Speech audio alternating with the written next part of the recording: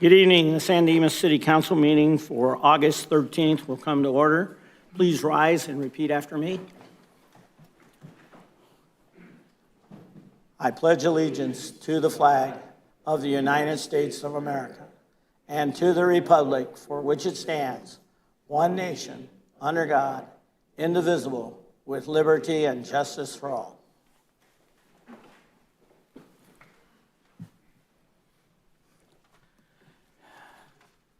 Madam City Clerk, would you call the roll?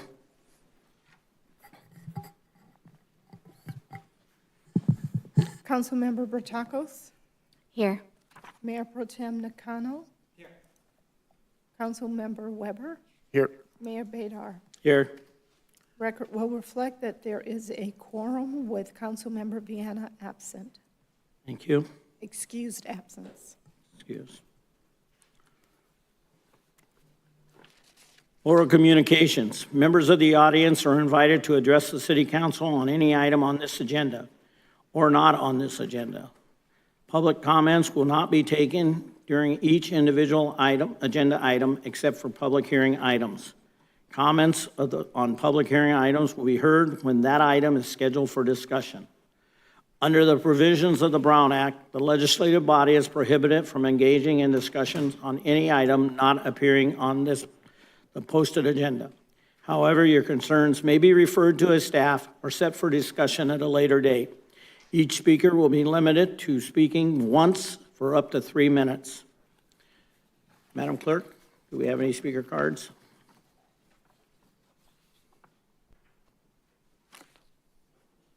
First speaker is Bryant Aguilar, speaking on parks rental fees.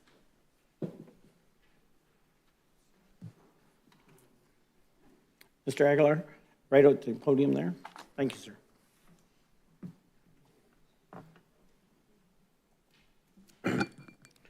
Good afternoon, council members and mayor. My name is Brian Aguilar. I'm currently the president and founder of Spartans Youth Soccer Academy. We have been blessed and given a privilege of using your guys' facilities for the past 4 years. Even during the pandemic, we continue to pay the rates. Our organization has grown. We have primarily focused on local residents in San Dimas. Our current attendance rate for residents is 62%. Based on the last email I received from Parks and Recs, it looks like the rates will be going up for the next year. I wanted to express that that would be detrimental for our program. We do not charge any type of fees for coaching, administration, and our main target is allowing the youth that are not given the privilege or the chance to play competitive or recreational soccer because of financial crisis or due to whatever they're experiencing at home or at school. We've actually had a couple of children, including my son, that were performing poorly academically, and through our program, we were able to have them actually promote from the 8th grade with honor roll. Most of our kids are currently playing for San Dimas High School at the varsity and JV level. I wanted to express to the council that our organization is very small. We have maybe 40 to 50 kids at most. There's other organizations and clubs that use the facility that have 800 plus kids charging at the recreational level $160 per child. We provide everything for the kids if they cannot afford it. We provide the water, we provide their practice uniforms, their game uniforms, their backpack. In addition to that, if the child is not able to afford cleats, that is coming out from the organization's pocket to pay for these children to be on the field. At the current rate right now, we have paid everything on time and never been late. But if the rates do spike up, it'll be detrimental to our program, specifically because we are nonprofit and we have evolved from club to an academy, which allows us to broaden the horizons and be that pillar for the community and advocate community pride and community citizenship. I just want, please, if you guys can reconsider for the smaller organizations that do not have that high attendance rate, but have followed the policy and what belief the city of San Dimas has, which is let's help the local residents as much as we can. before reaching to the outsiders for them to come and use your own facilities. Thank you for your time. Thank you. Next speaker is Nora Chen with the San Dimas Library.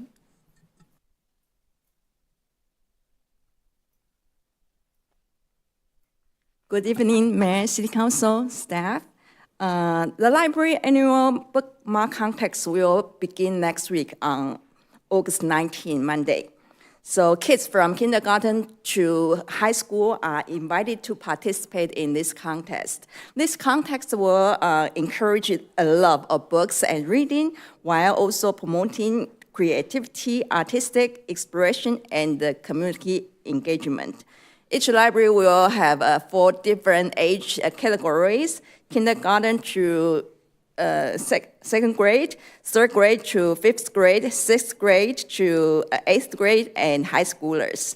So these local winners will be forwarded to the Board of Supervisors for final selection, and if that's the final winner, their work will be printed in the large quantity and distributed to all the library for people to appreciate.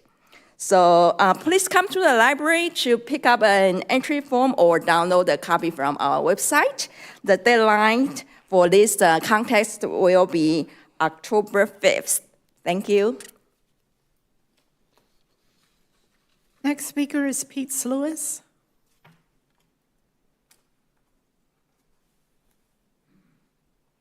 Council Mayor. I listened to a council meeting probably a month ago or so, a couple weeks ago, and I heard Rachel and Eric talking about going on a tour of the light rail. And so I was waiting for a recap of it. When I read about it, it was too early, or it's too late to send them. I had some suggestions for what to look for. So I thought, you know what, I'd come by and just tell you guys about some of this stuff. Light rail, San Dimas is unique because we have both a Metrolink and a commuter rail and a light rail coming in. And the light rail that's coming in, the rule of thumb is heavy rail should be about every 5 miles there should be a station, and light rail is normally like a mile. The gap between Glendora and San Dimas is like 5 or 6 miles. It's a big gap. But what we have when they make their final extension into Montclair is we're going to have 3 consecutive stations less than a mile apart to have both Metrolink and Metro station. You know, the station would be occupying both rails. I don't think there's another place in America that has that. It's very poor design. It's being done right now. There's probably spending about $80 million in Claremont to keep this thing, rather than eliminate a station and save $80 million in 6 months. The Claremont residents didn't want to do that. They wanted to retain their station. They had a big Save Our Station rally. But it's, from a citizen outside of Claremont, it's bad for the people that ride Metrolink, it's bad for the Metro riders, and I thought I'd just mention that. One thing you could notice when you look at this, if you looked at east of San Dimas Canyon Boulevard, the Metro rail is on the left and the Metrolink rail is on the right. If you look at the sound walls and the fences, Metro does a tremendously good job of putting sound walls in. They put them in continuously with the fences. If there's a residence, there'll be a sound wall, whether or not it's in a horn zone. Metrolink, nothing. They're just wide open. You can just walk right across the track. That's why Metrolink has so many fatalities and Metro has very few, I think. I mean, that's my interpretation. Metrolink is also going to be adding 30% more trains in the next couple of months on our line here, the San Bernardino line. They're trying to change their business model. Their ridership is down 5% year over year. They're trying to get more daytime riders. I'm very skeptical of their ability to do that on our line, but we'll see. Their fare box recovery is now in the low teens. They're losing a ton of money. They've lost ridership. They've not come close to their pre-pandemic ridership. And even the light rail is about 70% of pre-pandemic. Metro as a whole is like 80%, but the buses are like 90-some%. They're getting pretty close to pre-pandemic levels. They always have, you have to look at weekdays and weekends. There's always a juggle of numbers. Boy, I'm not going to be able to get half my stuff. I think I'll leave it right there. Thank you, guys. Thank you. Next speaker is Javier Hernandez, speaking on field rental fee increases.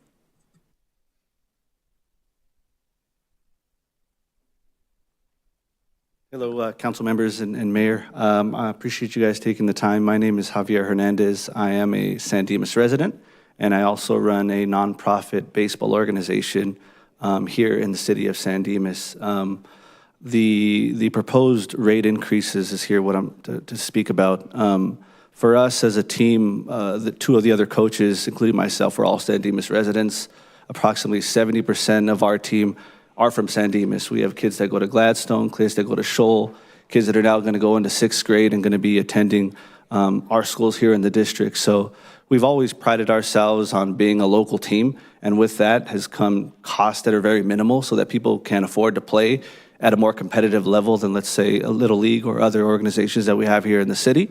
So the proposed increase is nearly triple from what we're currently paying right now, and really puts us in a position as a small team to only a couple options, and mostly probably having the team join some of these larger organizations that are for profit and charge a substantial amount of money, whereas what we're charging is really just to cover the cost of the field, insurance, and the cost of the lights. So again, I would hope that you guys would reconsider, especially for the groups that fall under the category where primarily the residents are, they're San Dimas residents. I know there's maybe another 4 or 5 tiers that are larger organizations, and I can understand the increase in cost for them, right? Because the field obviously could use the money for repairs and things of that sort. But I feel that with having 70% plus being residents, and obviously the taxes that we pay for the fields and things that go to that, I think there should be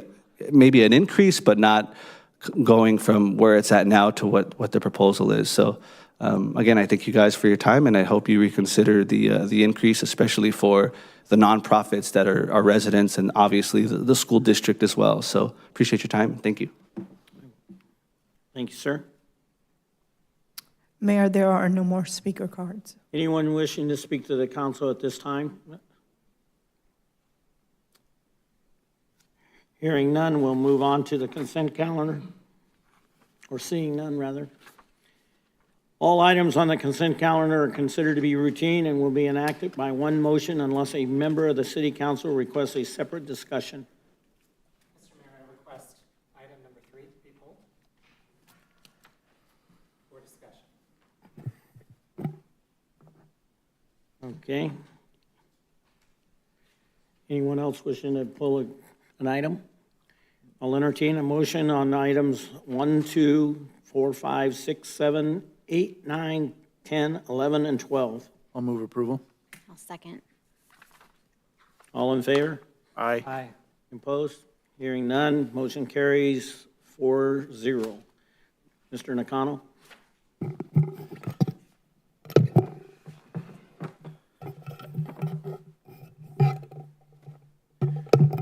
Thank you, Mr. Mayor. As you know, whenever I look at claims against the city, I am inclined to vote along the recommendation. However, in this case, as I was reading through the file, I had some additional questions that gave me a pause before I went forward with the recommendation. It's my understanding that this claim submitted by, I believe it's a Ms. Duong, she is requesting the city cover her deductible. And in this particular case, what happened was she parked under a city tree, and the tree branch fell. And when they examined the tree branch, they discovered that within the tree branch there was decay. Now, the recommendation is that we deny this claim because the branch didn't show outward signs of decay, and so therefore the city would not be at fault. It was along the same pruning schedule, trimming schedule, what have you. However, when I put myself in this resident's shoes, if I had parked under a city tree and the tree fell, a tree branch fell on it, and we see the pictures, it caused considerable damage to the windshield, it seems to me that I would want the city to cover that particular expense, at least with the deductible. So I guess my first question to staff is my understanding of the case correct? Yes. Okay. So if that in fact is the case, I intend to vote against the recommendation, given that I personally feel, again, if I was in the shoes of a resident, city tree fell, it was due to decay of the branch, and wanting to be reimbursed for the deductible, that to me seems like a reasonable thing to request of the city. So that is why I wanted to pull that item. All right. Any further state comments on this? I think you raise a very, very good point. I would be curious as to what our city attorney would say. If we take this out right now, it doesn't mean that we later may not be the ones that pay the deductible. Is that correct? If you wanted, whether you deny the claim right now or you decide to not deny the claim right now, we can always hold a closed session and the council can decide whether you want to enter into some other agreement or arrangement with this resident to settle the matter. So if the council wanted to deny the claim, then obviously the motion to deny the claim would be the motion.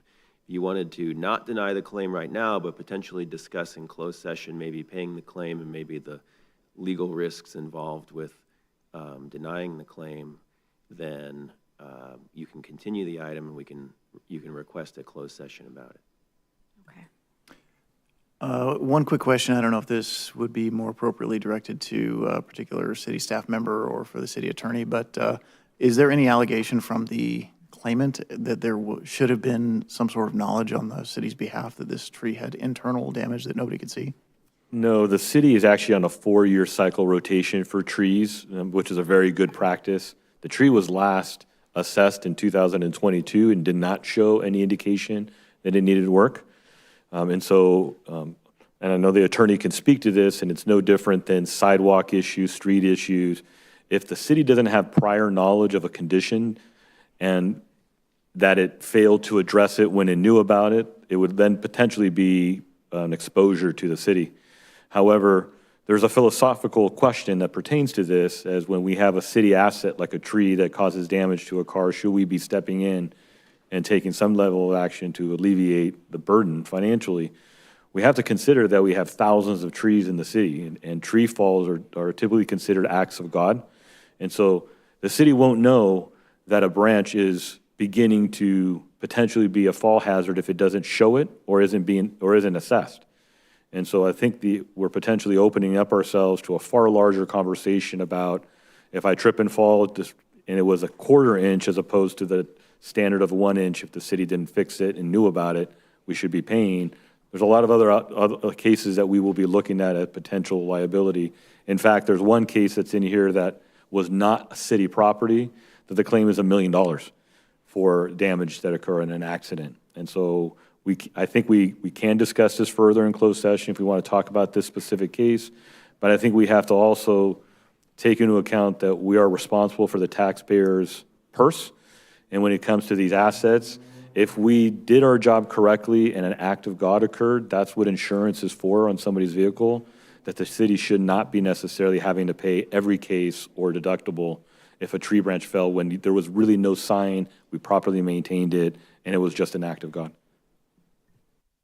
I would request this item be discussed in closed session because I think the philosophical discussion, especially it being a small town, is worth at least having a short discussion and point of view. Not a problem. We can bring it in closed session, but the discussion in closed session has to be limited to the potential litigation aspect of it. The policy question as to whether the city would consider covering some of the costs when something like this occurs most likely has to occur in open session. That's fine. I think the exposure can help inform whether or not we would want to approve this when it comes up again, and can also help me shape my own opinion. Okay, we'll schedule it for our next council meeting. Thank you. During that close, okay, but let me ask a question.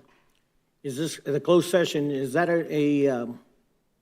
would that be a session that we should not, or that we should consult JPIA concerning the policies that we need to, because we send this out to JPIA?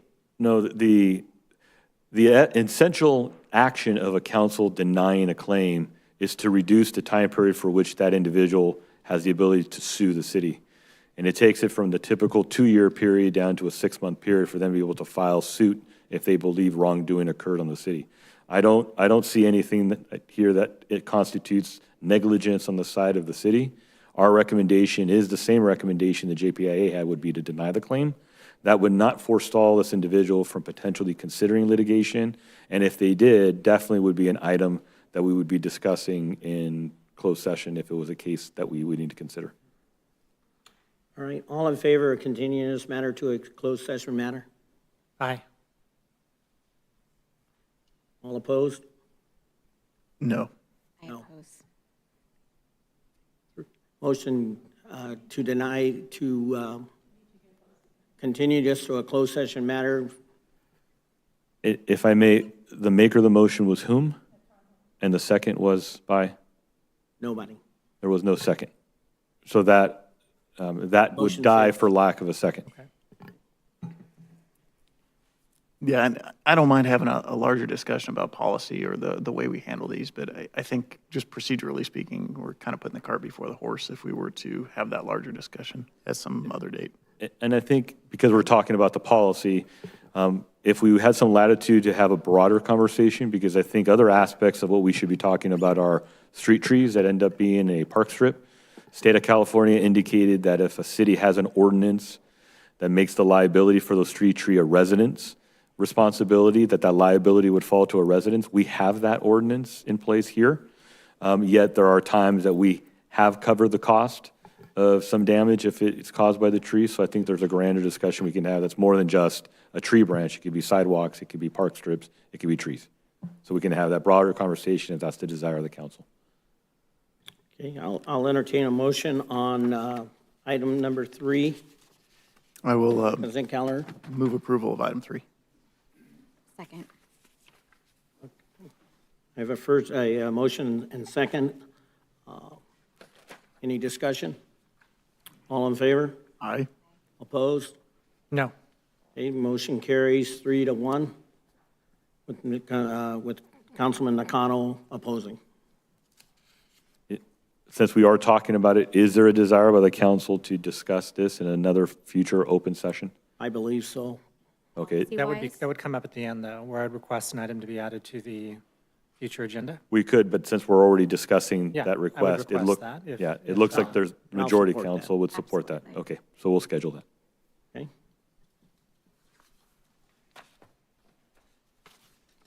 Okay, we'll move on to other business.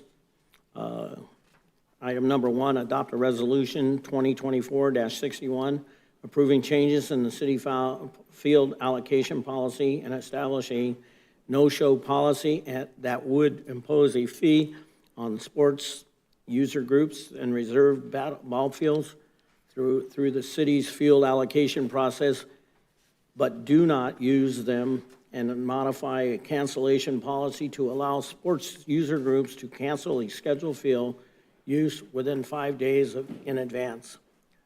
Staff?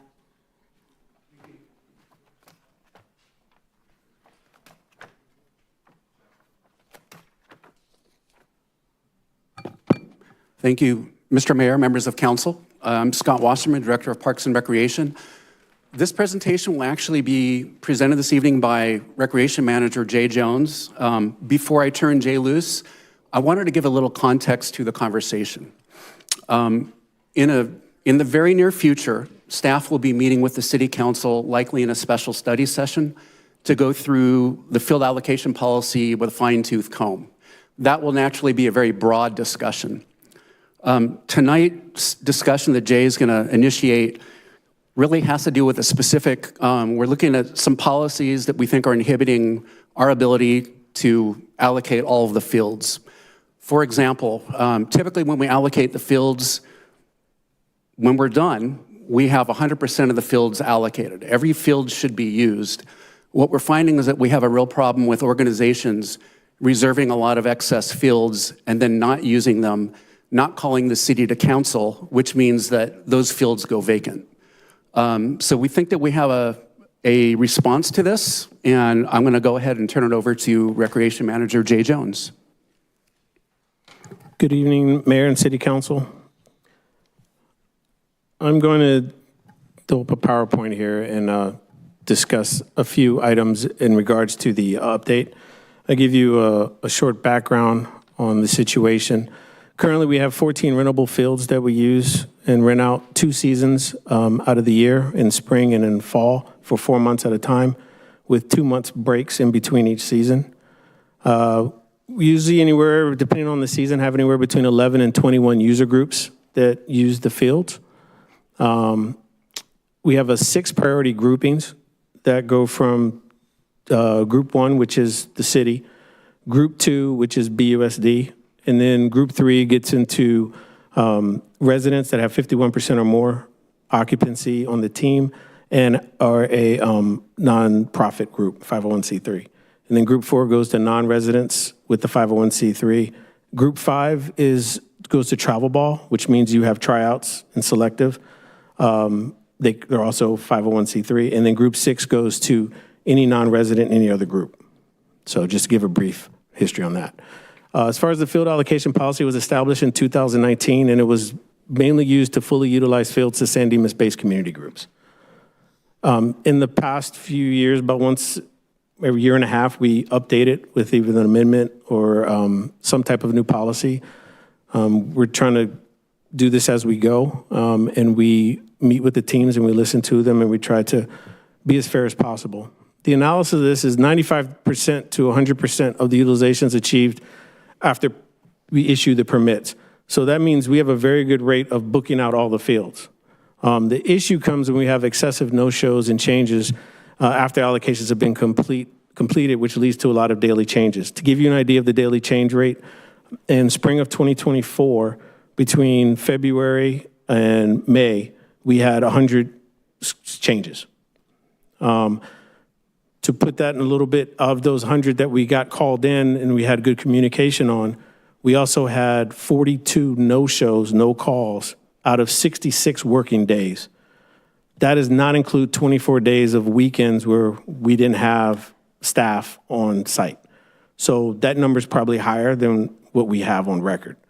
But that means on average, it was a 67% chance that someone was not going to show up. So when you drive around and you see empty ball fields and things like that on the weekdays between 5:30 and 9:30 or on the weekdays, it's usually because someone didn't show up. We do have user groups in waiting. We're in high demand.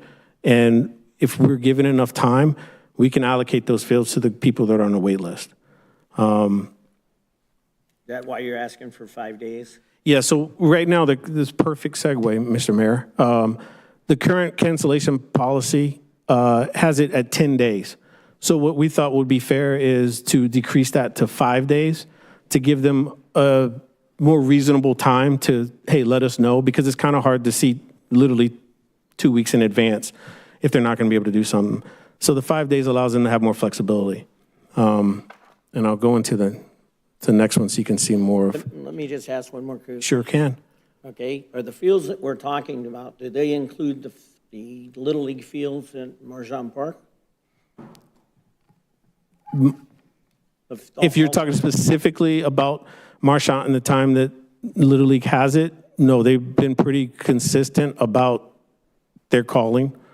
I mean, they also occupy Pioneer and they use the Splex. Every user group in some way, shape, or form has had a change to their schedule or pretty much had a no call or no show. Not all of them, but majority of them. So first questions, would you prefer to hold questions to the end, or do you want? Whatever you guys want, I'm here to answer. Is there a particular set of fields or groups that are driving the offender rate? In other words, we're kind of looking at averages here, but if it's, say, 2 groups or certain fields, then maybe. Obviously, the larger groups are going to carry a heavier statistical error rate as far as not calling in because they have a lot more teams that they're dealing with. But we found that there's nobody in particular that sticks out more favorably than another. So it's pretty even across the board. And we're talking about baseball fields primarily, correct? We're talking about baseball and soccer. Okay. Yeah. Great. Are there particular reasons for no-shows? Is it because maybe the weather is really hot and they decided, it's not? We don't count those. If it's raining, we automatically cancel and we don't charge them for that. It's when they don't call, like, in other words, we think that they're going to be there, they've requested lights, and they don't show up. Okay. That's where the issue becomes a problem. Do we have an excessive heat policy? Yes, we do. And we do give warnings out to the teams so that they're aware that if, a certain temperature range, we'll let them know, we advise that you use caution if you're going to go out there. And then if it gets too hot, we will cancel. Okay. And of course, we do not charge when we do that. And one additional question, what is the percentage of the fields that we have that have lighting ability? I can't give you a percentage number, but the lights are at the Splex and at Horse Thief Canyon. They're on the southeast field at Splex and the northwest and southwest field, softball fields. And there's nothing at, There's nothing at Marchant. There's nothing at Pioneer. thank you. Does there appear to be a certain time of day or day of week that you seem to see a lot more cancellations happen? Or No, is it's across the board. it across the board? Yeah. It's across the board. We see it Monday through Friday. And then if we're lucky enough to have staff on a Saturday, we see it on Saturday too. Okay. And then it's not time of day, morning versus night? It seems Nope. to be, okay, great. I would say it leans more toward the evening because during the school year, BUSD has the fields until 5:30 as far as the Splex is concerned. So we rent out from 5:30 to 9:30. So we tend to see more of the cancellations in the evening or the no-shows in the evening. Any other questions? Has this For right year, now? one last, has this year been particularly bad compared to other years, or has it been an ongoing issue for? It's been an ongoing issue. I don't have the statistics to tell you and compare back to years, but it's been consistent. I think that what has happened over a period of time is the field allocation policy has gained momentum, and we've been trying to improve it and improve it. We've noticed that the user groups have gone up. So when that happens, there's more demand for the fields, and we have longer wait lists. So this really is what's creating this policy, is because we would like to be able to get those other teams on the fields to use it. So that way, when the community drives around and we're telling them there's 100% allocation, they're not going, well, why is it empty? Well, there's a reason behind that. So we had a meeting in July with, we invited the 22 user groups who used it last year to come and have a discussion about this no-call, no-show fee and the policy, excuse me. And of the 22, 4 user groups showed up. And we had a very good discussion about it. Everyone brought up pros and cons, but it was good to sit there and have that. So we're very open in our communication and trying to get their ideas and incorporate them into the policy. Were these large groups or small groups? It was a bit of both. We had one of the largest groups and we had one of the smaller groups. Huh? We had 2 pretty large groups and then we had 2 smaller groups. And it was representation of, it was 1 baseball and 3 soccer. I just think personally that 4 groups out of 22 is a pretty poor showing. It is, but I look at that as a compliment because we must be doing something right if they're not showing up. Because usually people don't show up to say good job. Compliment. I have a problem with that. I just had a quick question. Jay, are teams that are comprised of mainly residents given priority to fields Yes. first? Yes. So within this too, a resident team would be given the first chance? Yes, and there's a small little piece to that. Okay. You can have 80% resident rate. And we tell people to turn in their applications on time. If you have an 80% rate and you're the #1 priority group, but you turn it in late, you fall wherever you line up. So you've got to get your stuff in on time. We stress that every year. We send out emails, we give phone calls, we have the meetings. We really try to push that, but we can only do but so much. How does it work? Say one of our #1 group, they call you 5 days prior and they say, we're not going to use that field that day.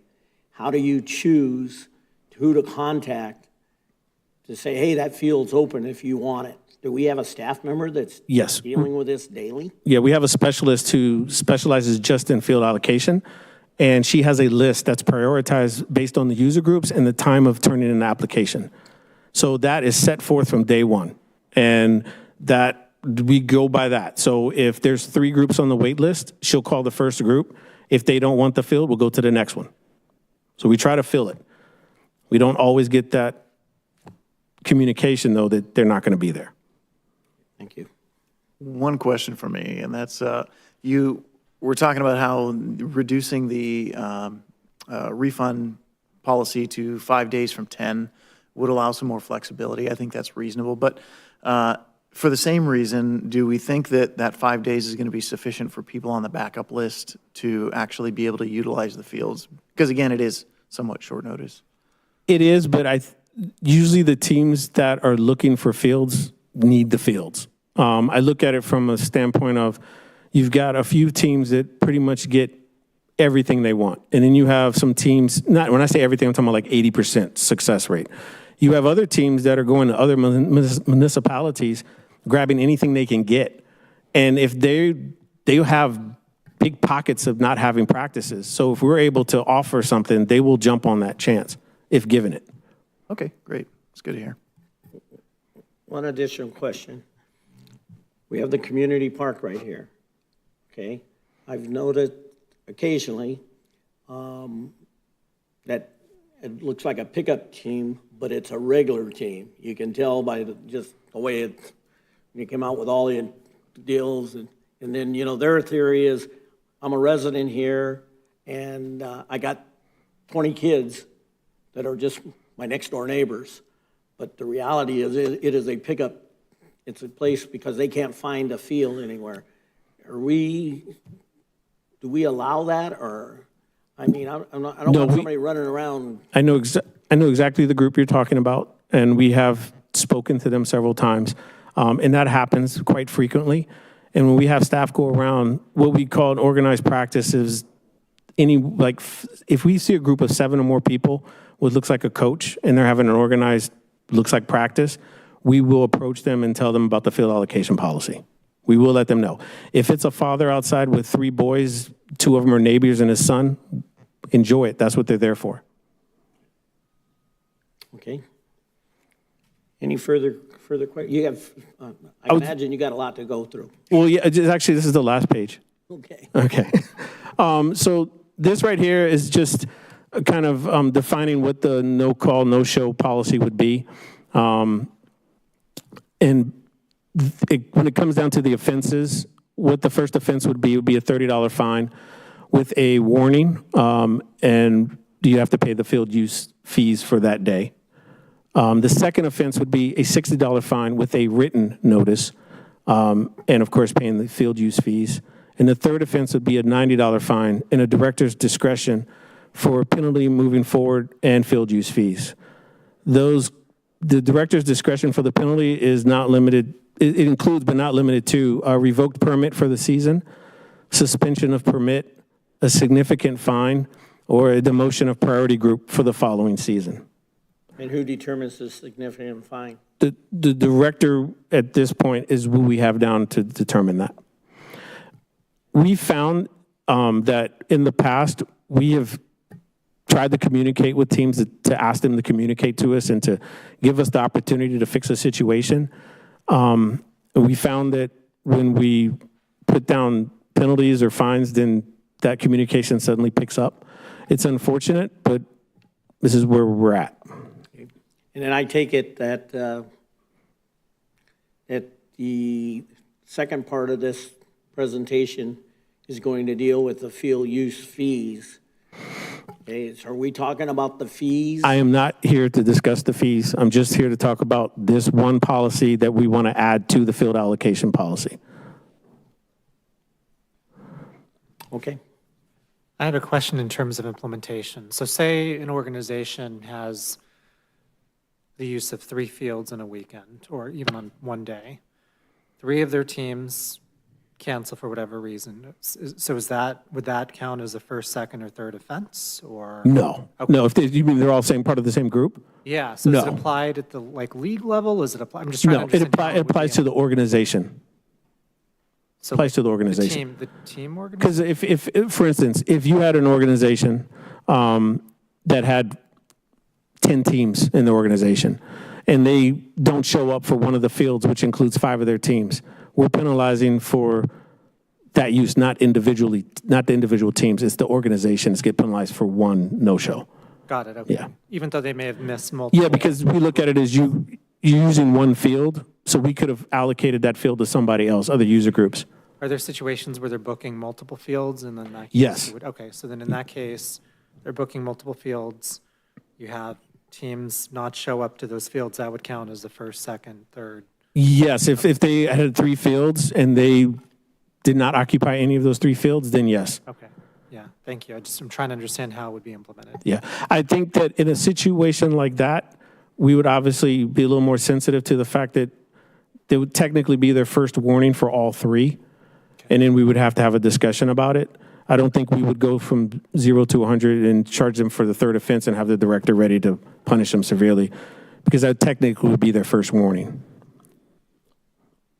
I know you said you didn't quite have a full like statistical breakdown of previous years, but maybe just from your experience looking back, would this be a common thing for any of these organizations to be subject in a given season to a 3rd offense type of situation, or is that fairly rare based on what we've seen?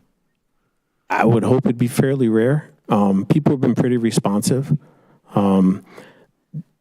In San Gabriel Valley, other municipalities don't have this, but they're all having the same issue. We're the first city that I'm aware of that's coming forth with a policy to try to fix this. We believe it will be fixed. Everybody out there is reasonable. They all just want one thing, and that's to get field time. And all we're asking for is them to communicate to us and just let us know. As a parent with kids on sports teams, I never knew the background to getting fields and all of the intricacies to it. I strongly feel that the teams, the coaches, they'll talk to the parents, we'll all come together and make sure that we're all doing better. I don't think that this is unfair. I think it's unfair when there are kids out there wanting to play in practice and they can't, and there's an empty field. So I appreciate you putting this together. No problem. Okay, when we've been talking to these user groups, there are certain soccer organizations that, I guess, for lack of a better word, we share between San Dimas and Laverne and a couple other places, and we have talked with those groups, and then they understand where we're going and the policy that we're at, because there seems to have been quite a few times that we've had conflict, especially up at Northeast Canyon. So I want to make sure that those groups are being involved and they understand that we're just not being bullies. We're trying to figure out the best way. The group that you're speaking of attended the July 24th meeting. Good. Glad to hear that. All right. Unless anybody has anything further, I'll make a motion that we adopt Resolution 2024-61. I'll second that. Any further questions? All in favor? Aye. Opposed? Hearing none, motion carries 4-0. Okay. Thank you. I have one thing that I'd like to say. We had a couple of parents here who have teams that are talking about the fees, okay? Was there anything in there that they thought they needed to be here because of the fees? You know, anything out there, the rumor controlled or anything? No. Because they were talking about specific fees. They really weren't talking about, So fining people for not showing up. They were talking about fees. I think one individual was saying the fees were tripled. So can you speak to, are we taking any action today to triple fees for field use? not for field use, no. there's youth sports fees that are totally different from the field allocation fees. When do you propose that that's going to be coming forward? If I'm not mistaken, everything's on tonight with the whole city fees that are coming up. And we can address that question when that item comes up. It's the second public hearing item, and so the question goes to, are field allocation fees being increased, and specifically, are we tripling any of the field allocation fees? Right? All in favor? 4-0, right? Yes. Everybody's fine. Okay. Yeah, this is totally separate. We'll move on to public hearing. Number 1, introduce ordinance approving Municipal Code Text Amendment 23-03, amendments to various chapters of Title 18 zoning and update housing definition, allow the variety of the housing types, update the density bonus ordinance and in compliance with the state law, and amend Title 17 subdivisions, incentivize lot consolidation of housing sites as required to be in compliance with the city housing ordinance. Louis? Yes, good evening, Mayor, members of the City Council. Louis Tarico, Director of Community Development. The item before you includes several amendments to the municipal code that are required as part of the housing element. One of the main components of the housing element is to cities to identify housing sites to meet the city's RENA allocation. But also, as part of that document, there are several programs that are part of the housing element that are included to address the city's housing needs.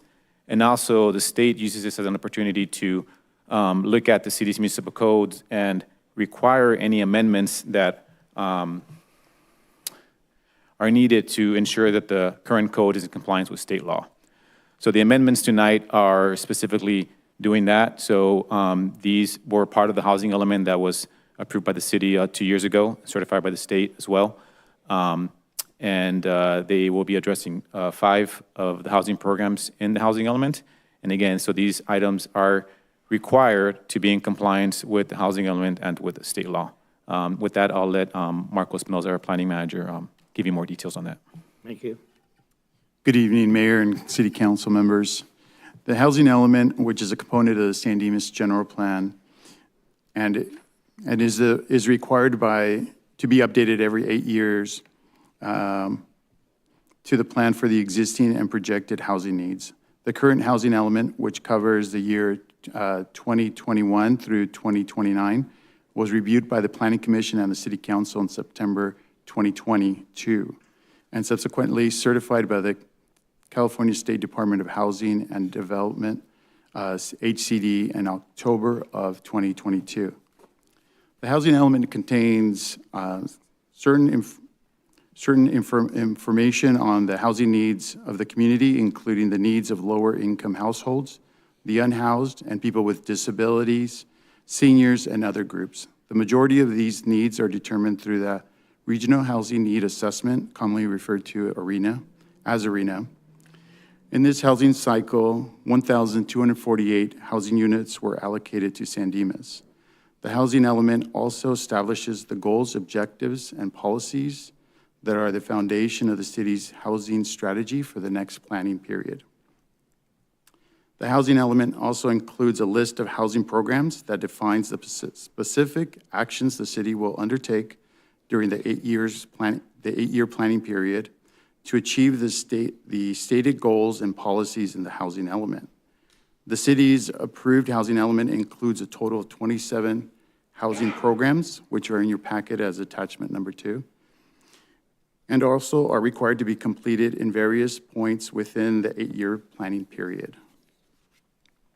Tonight's Municipal Code Text Amendment proposes to amend various sections of the code to keep the city in compliance with the housing element and state law. The Municipal Code Text Amendment tonight will achieve compliance with the following programs. Program number 9, which is the density bonus. This program requires the city to revise the density bonus regulations to ensure consistency with changes with state law. The state density bonus law allows applicants of residential projects with 5 or more units to apply for a density bonus and additional incentives if the project meets the following criteria. One, 10% of the units are affordable or lower income households. Two, 5% of the units are affordable to very low income households or an age-restricted senior citizen housing project or a mobile home park. Three, 10% of the units in a combo project are moderate income households. The city's density bonus ordinance was last revised in 2013, and several changes have been implemented by the state since then. Another program that we will comply with is program number 11, which is the lot consolidation, which is the only program in tonight's review that is not a requirement of the state law, but it is a requirement of the housing element. This program creates a lot consolidation ordinance for housing element sites and waives the lot consolidation planning fee to encourage development on these sites if the applicant meets certain criteria. The other program is Program 22, Homeless Plan, which now allows supportive housing and low barrier navigation centers in all residential zones. Previously, they required conditional use permits and were limited to certain zones. Program 23, Housing for Disabled People, amends zoning and permits procedures to allow group homes of 7 or more persons in all residential zones. And the last program in tonight's packet is program number 24, Housing for a Variety of Types, by defining them and allowing them in such as defining and allowing employee housing of 6 or fewer residents in all zones allowing single family. Also defining and allowing low barrier navigation centers and supportive housing by right as defined in program 22. Amend and zoning permit procedures to allow group homes of 7 or more persons in all residential zones with objectively to promote approval certainty under program 23. Also define and allow single room occupancies known as SROs with a conditional use in the multifamily zones. And amend emergency shelter parking standards in accordance with AB 139. As mentioned, all these amendments are part of the housing element programs that were previously reviewed and approved by the Planning Commission and the City Council during their review of the housing element update and are required by the housing element and state law. With that, staff and the Planning Commission recommend the City Council introduce Ordinance 1309, approving Municipal Code Text Amendment 23-03. That concludes staff's report. Any questions? I do have one question. It's not necessarily for me because I've asked it many, many times when different housing changes have come up due to their unpopularity. First of all, thank you for the presentation, and I'm sorry that you guys are always the bearer of bad news when it comes to the housing law stuff. But my question is more for the questions that I get on a frequent basis when it comes to the housing stuff, and that's what happens if the city just refuses to comply with all of the state's mandates that nobody thinks are really that great for the city? There's several things that can happen. We do state them in the staff report so that the public can also see. But one of the major things is that if we do not comply with it, other developers can come in and actually build. It's the builder's remedy, which then they could just come in and build without following the regulations. And that would be one of the biggest issues and concerns that the city would have. We also are at risk of losing certain funding if we're not in compliance as well. And the city attorney can also file a lawsuit against the city, and we could be fined. The Attorney General. Attorney General, sorry. If I may add that, we've talked many times about the fact that the state is exerting more and more encroachment in the area of local control for cities, and this is an example of it. But the state has deemed affordable housing, or should I say cost-effective housing, as a statewide matter, and that's something that allows them to be able to enter in that sphere.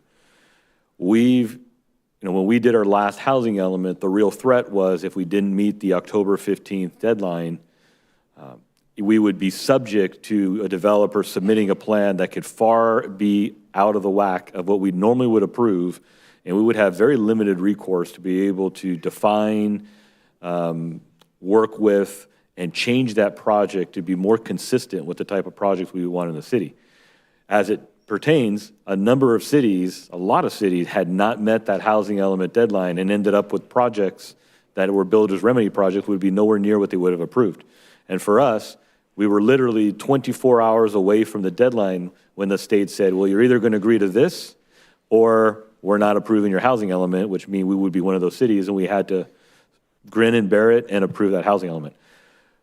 When these items come forth, the question I'm asking of staff is what is not legally required? What is something that's in here that is discretionary that we're saying we're going further than what the minimum requirement of the state is?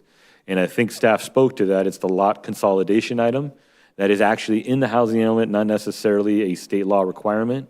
Well, one of the changes, because of the questions that we ask and go back and forth, were waiving fees to allow lot consolidation is really intended to remove a barrier towards being able to build affordable or cost-effective housing.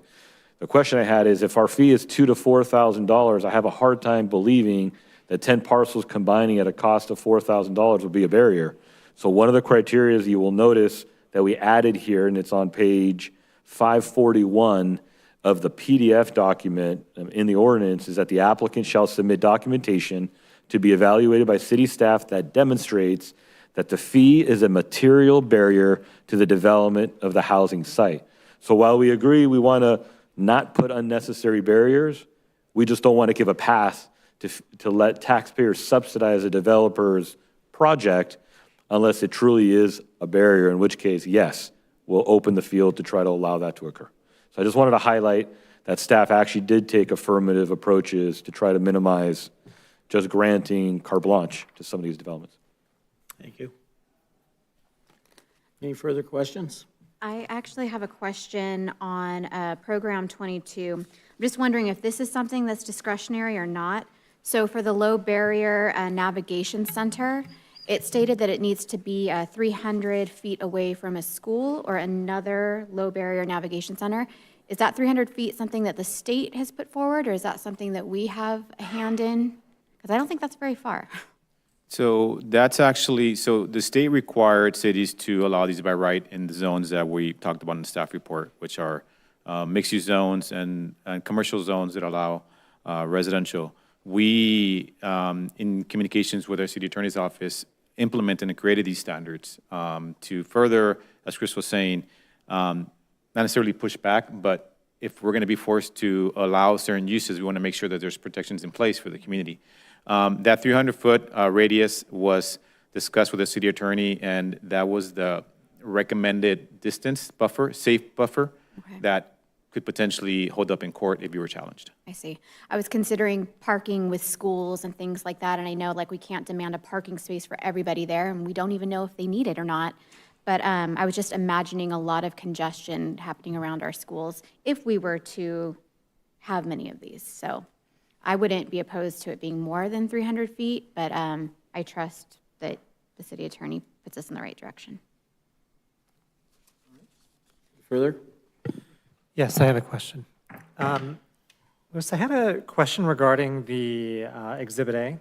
This is the text regarding low barrier navigation centers. And it talks about some of the low barrier means best practice to reduce barriers to entry may include but is not limited to the following: presence of partners, pets, storage of possessions, privacy, etc. The only area that I see talk about pets is on the following page, which just listed as a best practice but not as a requirement. What page is that? So in our packet, it's 525 and then 524. The reason why I bring this up is that when I attended the League of California Cities workshop on how, best practices in terms of moving people successfully into these shelters, one of the things they raised was ensuring that these types of centers allow pets, not as a best practice, but as something that's required.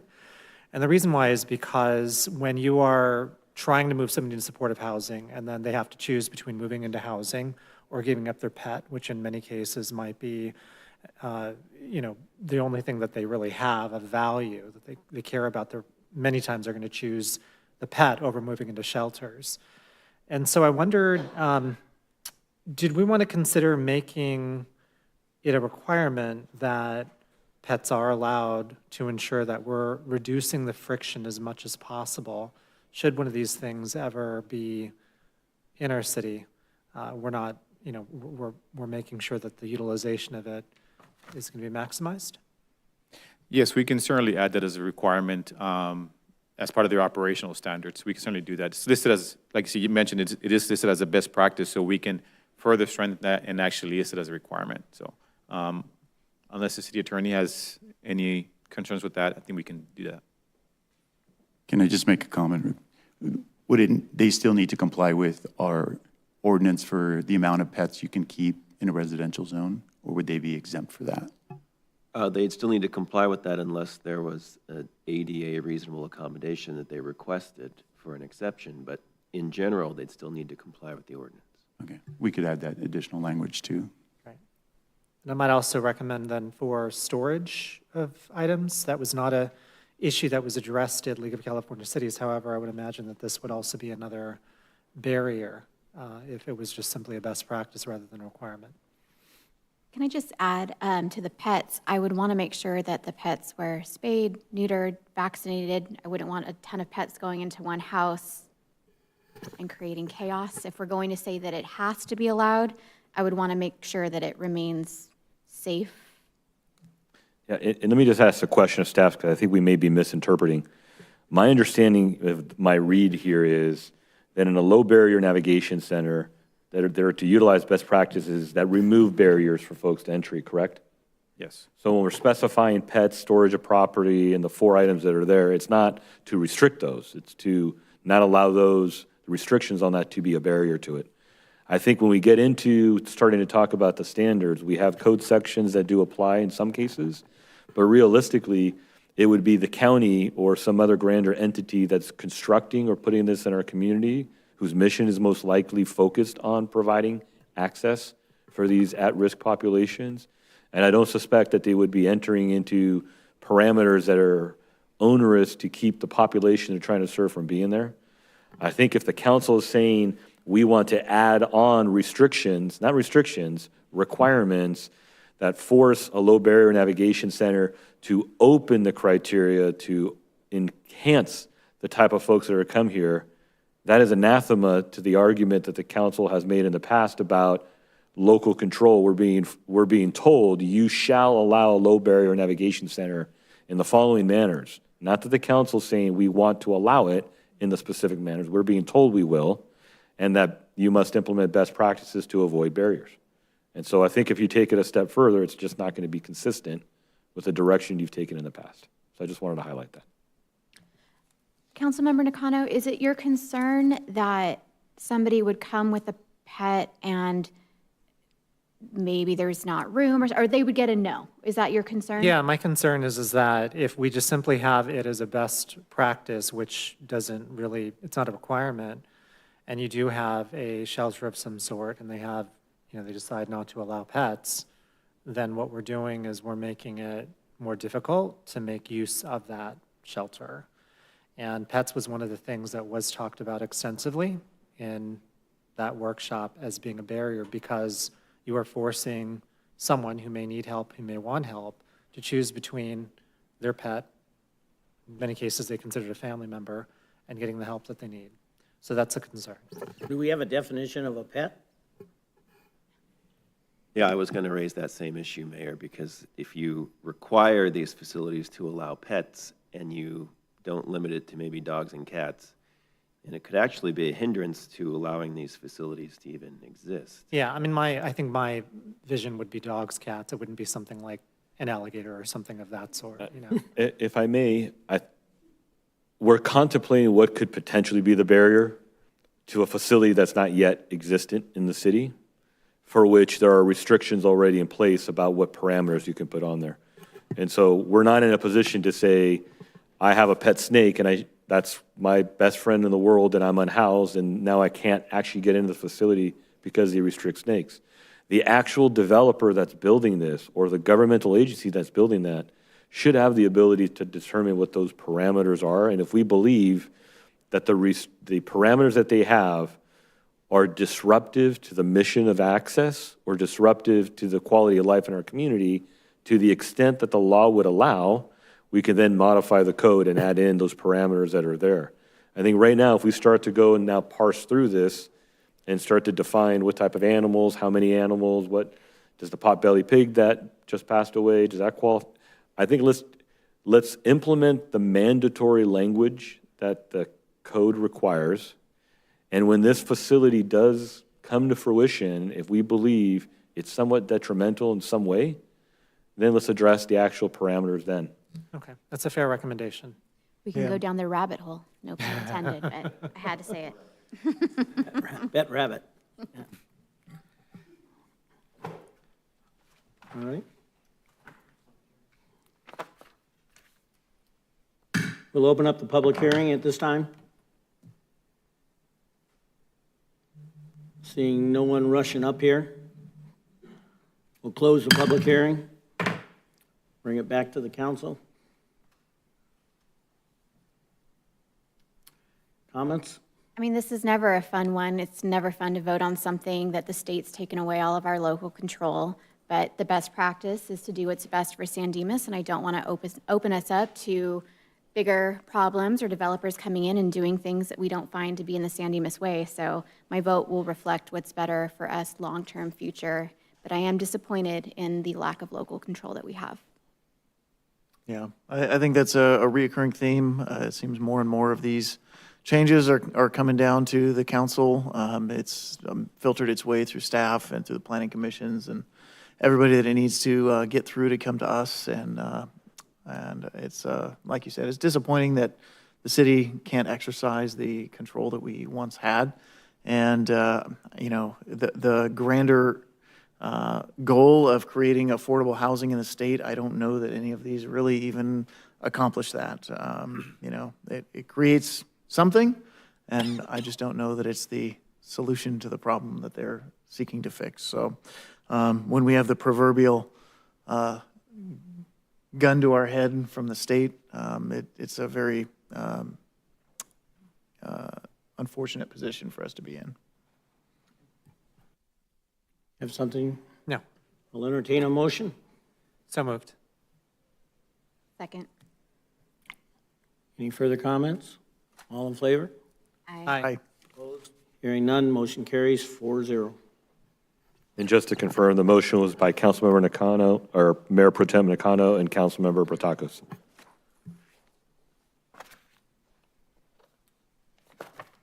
Okay. Motion carries 4-0. We'll move on to approve Resolution 2024-60, updating the citywide schedule of fees and charges. Mr. O'Brien?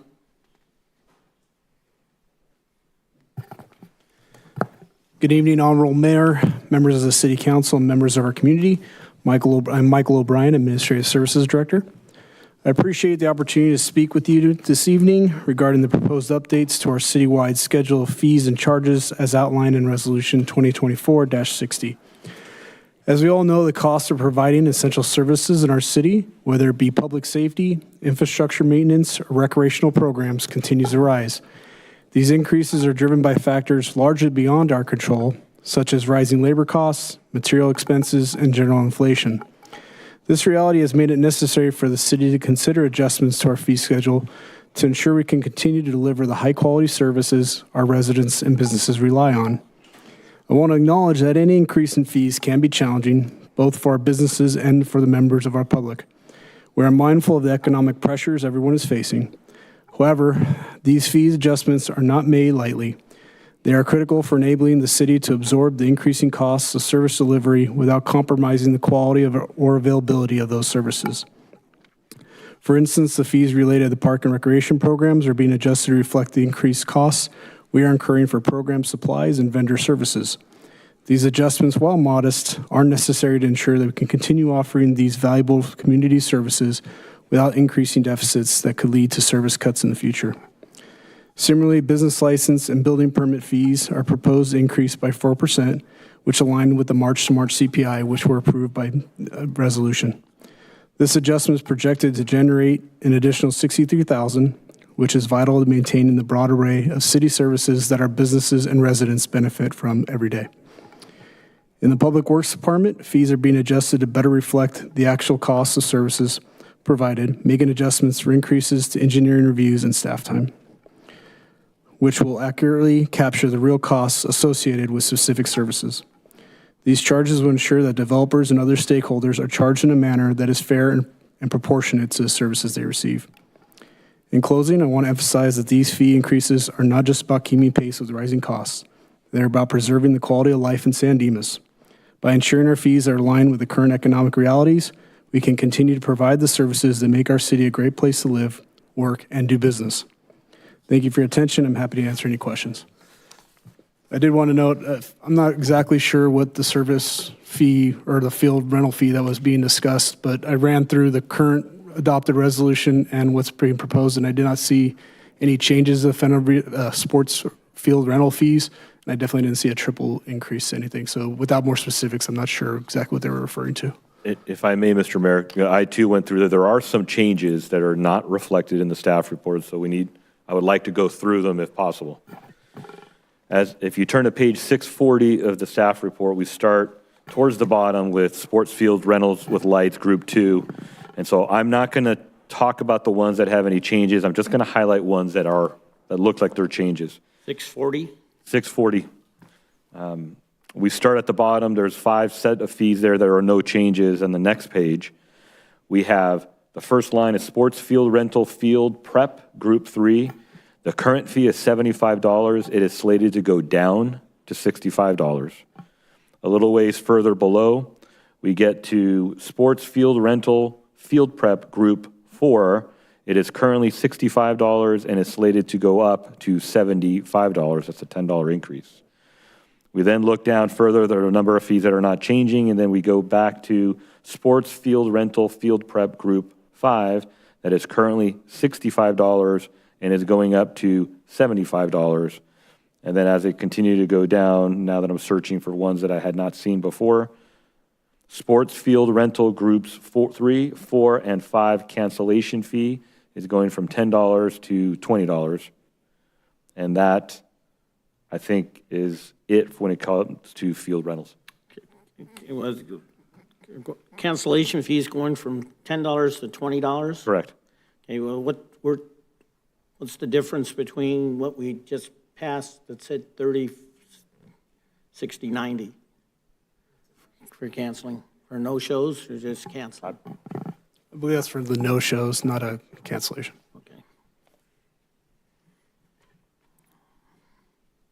All right, any further questions? Jay? I was just going to elaborate on what you just asked about. Yeah, that's a fine based on the offense, but the cancellation fee is going from 10 to 20. Super. Yeah. And if I may, Jay, is that for the cost of staff and work to actually process? That is correct. Okay. $10, it doesn't take a whole lot of effort at the city level to get through $10 or $20. I will commit, though, when we go through this, we should be identifying all the changes that are there in the staff report. We understand at times that while the actual fee study the fees are there, the average resident may not necessarily capture the fees that they're looking at. We should be highlighting them in the report, so we'll expand that next time. Can I ask what what is entailed in the sports field rental prep? Is that a staff member actually going out and verifying the condition of the field and getting it ready for rental? So you talking about the actual staff member that goes around? I'm just curious, so that field prep. The field Yeah, prep, if somebody wants to have their field actually prepped for like a game, then we have a staff that could do that. And we'll have, Parks will help out and assist with that too. Okay, and so theoretically speaking, if that's not something that, if they wanted to go drag a field themselves or something like that, they could do that and not pay that fee? That is correct. As long as they have the approval of Parks, then that's correct. And a lot of them do that, so. Okay, great, thanks. So is there an increase? Sorry, Jay, you might be up there All a right, little I'll bit. just stay here, I'm not moving.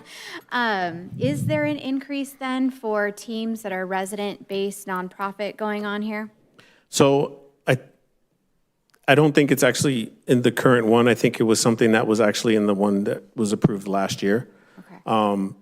But there was, what it did, it went from no fee per hour for group 3 to $30 an hour. Okay, that is what the resident mentioned, so I think you nailed it. That's Yes. what he's thinking about. And to close this out, if I may, and it also pertains to the last item we talked about, the no-show fees.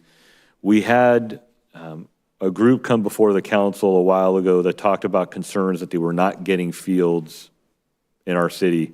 And I know field allocation is a very big topic in a lot of different cities. There's not enough fields for the number of teams that are there. And for us, in the past, we had a tremendous amount of non-resident teams that were coming in and utilize our fields because we didn't have practices and policies that ensured that teams with residents on there were getting some level of priority. So the practice that we have in place is pretty good. The no-show fees was the element that was identified by at least 1 to 2 council members that when you drive around, you know, a team wants to go use an open ball field and staff's telling them they can't use it because that's been reserved for another team, but that team hasn't shown up. Well, the fact still remains that that team has reserved it, paid for it, and it's off the table. But we're sitting here with a team that's waiting and nobody's here and I now can't play on that. It sends a really bad message to the public to say we're keeping you off an open field that's a taxpayer field. So the no-show was really attempted to assist in maximizing the use of the fields. The council still wanted to have a conversation about the prioritization of how we allocate and the costs that go with it, you know, a greater than 50% resident versus less, and the fact that you may have 100% residents, but it's 20 kids versus 80% and it's 500. Do you treat differently the number and the percentage? And that's the conversation that Jay and Scott talked about that we will be having in the future as part of our larger study session. That no shows and what we're doing here is very a microcosm of that. Yeah, I'm gonna go again. So group 3 has been $30 for the last year, and it's not changing this year. Unless you guys authorize it. Is there an ask for authorizing something different right now, or is that what's been going on for the The past year? ones that Chris mentioned earlier are the ones that were accurate with notes I have. The only group 3 one that I see changing actually is going down by $10. Okay. Okay, thank you. Done? Yes, well, maybe, we'll see. You guys have anything? Is there this is for staff. All of staff. Is there a problem with severing the fee schedule to eliminate the recreation portion of the fields and stuff until we have a better understanding of the field allocations and stuff and the fees? I'm not prepared to vote on the field allocations, not the cancellation or any of that, but I take into account the gentleman that's still sitting in the, his group is a small group. There's a lot of questions about that. So at this point, if we call for a vote, it'll be a 3-1. And just so you're aware, I'd like to move forward with it, but I will not move forward with the recreation portion of it. I could recommend that why don't we just ask the individual that highlighted that a fee was tripling to point out which fee? That person left. He had to leave. Although I thought the guy back in the back said, I'm part of the same group. Okay. That's why I was concerned when I brought up my 3-minute speech was with the rates going up, it is triple because what we're paying now, we're charging bare minimum for those parents and families that cannot afford to play soccer. why don't you Mayor, step up here, yeah, sir? we need to open the public hearing anyway, so you can open the public hearing and let anyone Okay, I'll else- open the public hearing at this time. Sir? Yes, my name is Brian Aguilar. I'm the president and founder of Spartans Youth Soccer Academy. I initiated the program back during COVID, and I came to San Dimas. I moved to Covina with my son, and I took him to 5 different clubs, and nobody wanted to give him an opportunity because I couldn't afford it. I'm a single father, and I have full custody of my son. So then I decided to go ahead and do the research on what would be the proper measures to have a 501c3 with the mission and vision statement that no child is left behind in the aspect of sports and recreational activities.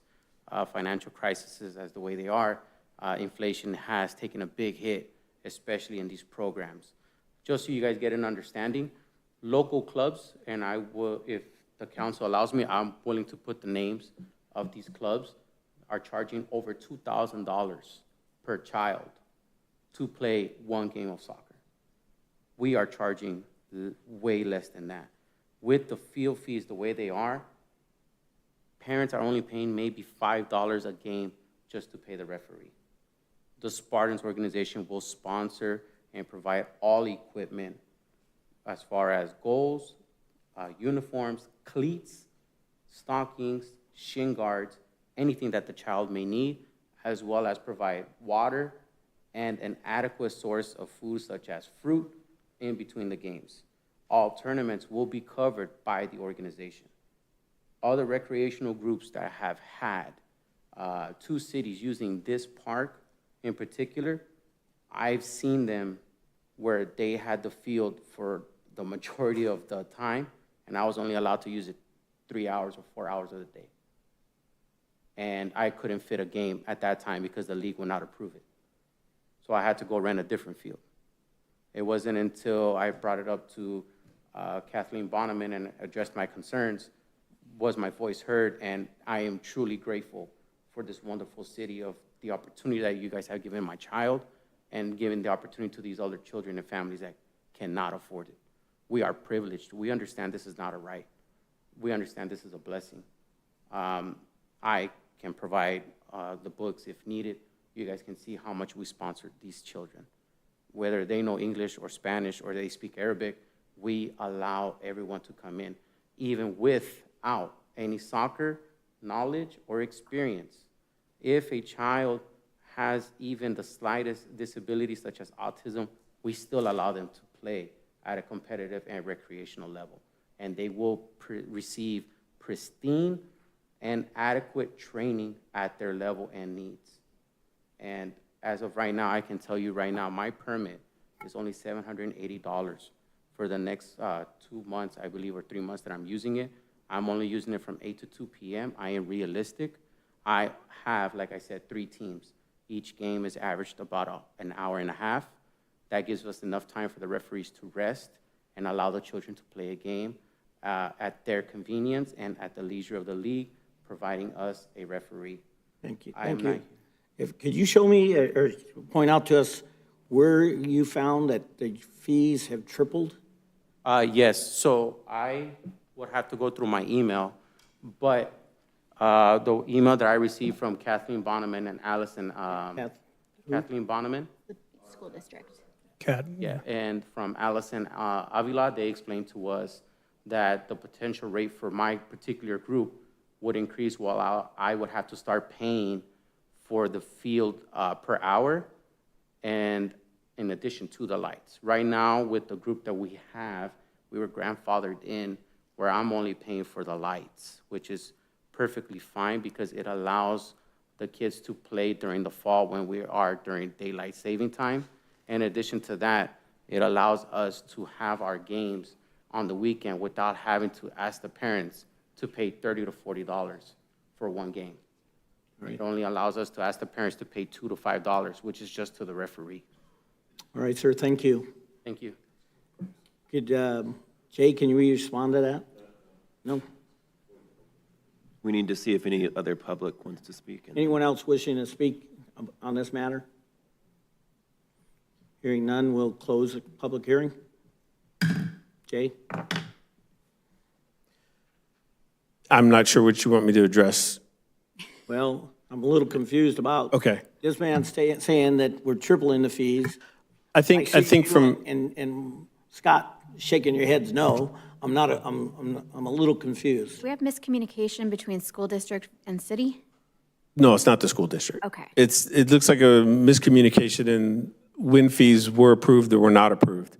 So it seems to me, looking at what the fees used to be versus what the fees are now, I don't think it's an actual triple. I think it's maybe in some instances 100% rate increase. You're going from paying $0 an hour if you were a group 3 to now paying $30 an hour. But we were under the understanding that that would be approved this evening. We had been charging those fees during the spring. So when we had the meeting in July to set forth the no-call, no-show policy, we also told them that there would be rate increases. The rate increases that Chris addressed are correct, as far as what I can see, that we're still going to go through. But prior to that, there were others, and they apparently have gone through. So when he said he was grandfathered in, what he meant was that he's been paying what we thought was the rate. And we told them that after tonight, that rate would increase to what it already is, which would be the $30 per hour going forward. So that's where the whole thing of the tripling fees come in, because it's like for him, his fees are going up a whole lot very quickly. Go ahead, Chris, sorry. I just want to clarify because I'm not understanding. Is the case here where the fee was approved previously at $30, but this group wasn't being charged, and now they're being charged what they would have been charged because of the last fees? Yes and no. Yes, after August 14th, they would have been charged, for any changes, they would have been charged the $30 per hour. So what we had told people was get your applications in prior to the 13th, because we thought that once after the 13th happened and council approved everything, that they'd be charged $30 an hour. So everyone was trying to get all their fees in now, all their changes in now, so they would be charged under the old rate, not the new rate. So that's where the confusion's coming in. The old rate being 0 versus For group 3. 30. For group 3, we're talking about one fee out of numerous fees. But yes, that fee was at 0 for group 3, and then it increased to 30. Tomorrow, potentially. Potentially. I But understand the need to talk to teams early, right? Because they have to set up their fees, they have to get their season ready. So I understand it has caused some confusion, and I would support you, Mayor, if you wanted to look at these later, because it was a bit confusing looking at it. It didn't look like there was an increase. It looked like it was the same. So I'm getting some information tonight that's new, so I don't know if I feel 100% ready to make a decision. The only thing I would like to clarify, though, that $30 was already approved on the December resolution fee schedule. So you're not, by not acting on anything tonight, you wouldn't be changing the fact that a $30 fee per hour is already in place. The only thing that would be changing is for the group 3, instead of getting the $65, they'd be now paying the $75 rental fee. So they've basically switched that, where now group 4 and 5 is paying $75, and group 3 would be now paying $65 instead of $75. So changes tonight that are proposed would actually benefit the group 3s. The $30 I don't know if they hadn't been charging like they were supposed to, if that's the issue, but that is already in place. Can I ask maybe for some clarity to help, I think, everybody understand? So this was, the fee increase from $0 to $30 was approved in December.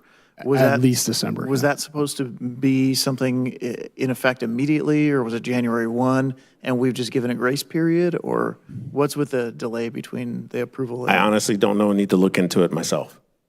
Like, I don't want to sit here and give an answer and not be the truth. I don't know. I would assume that if it went in December, we probably wouldn't have charged it in January based on the fact that we send the packets out early, because we didn't know if it was going to be approved, kind of the similar situation we're in now, where we didn't add those few fees that Chris talked about that would go into effect.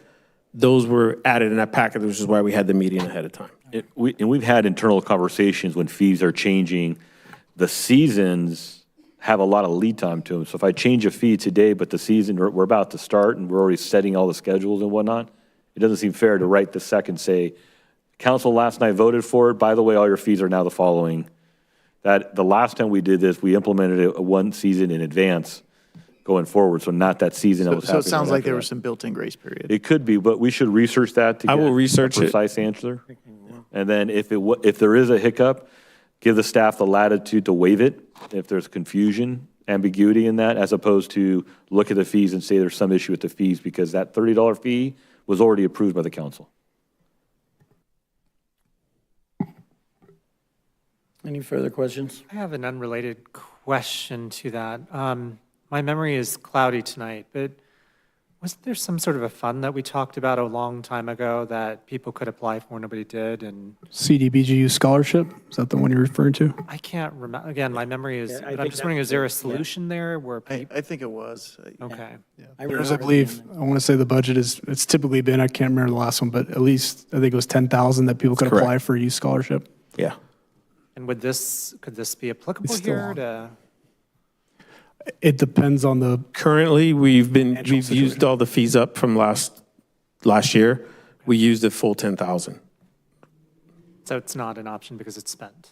Currently, it could be if we don't use all the fees, but right now it reset, so I'm not sure where it is right now, but we've been getting a lot of use out of that for people using it into our programs, our recreation I classes. just brought it up maybe as a potential solution to help situations like this, but honestly, I can't remember what the scholarship was, what it did, all that. I just remember talking. it's basically for youth to go in the program. So we just started the fiscal year, obviously in July, so it'd be a good opportunity then to apply and see if they're eligible.